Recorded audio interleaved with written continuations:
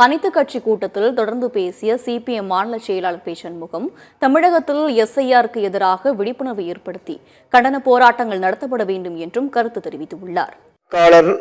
மறுசீரமைப்பு மறு திருத்தம் என்கிற முறையில் இந்திய தேர்தல் ஆணையத்தால் அறிவிக்கப்பட்டிருப்பது எவ்வளவு பெரிய ஆபத்தானது என்பது நம் அனைவருக்குமே தெரியும். அந்த அடிப்படையில் தான் இதை எப்படி எதிர்கொள்வது என்பது சம்பந்தமாக விவாதித்து நாம் அனைவரும் ஒரு ஒருமித்த முடிவுக்கு வர வேண்டும் என்கிற நோக்கத்தோடு தான் இந்த கூட்டம் என்பது இங்கே ஏற்பாடு செய்யப்பட்டிருக்கிறது. மக்களுடைய உரிமைகள் எப்படியெல்லாம் பாதிக்கப்பட இருக்கிறது, வாக்குரிமை எப்படி பறிக்கப்பட இருக்கிறது என்பது சம்பந்தமான ஒரு விழிப்புணர்வை ஏற்படுத்துவது என்பது ரொம்ப ரொம்ப அவசியம்.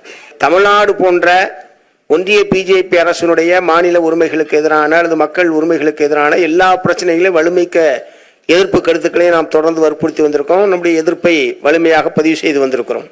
ஏதாவது ஒரு வகையில் ஒரு குறைந்தபட்சம் ஒரு கண்டன ஆர்ப்பாட்டம் என்கிற முறையிலாவது ஏதாவது ஒரு போராட்ட நடவடிக்கையில் மக்களை ஈடுபடுத்துவது என்பதும் மார்க்சிஸ்ட் கம்யூனிஸ்ட் கட்சியின் சார்பில் கேட்டுக்கொள்கிறேன்.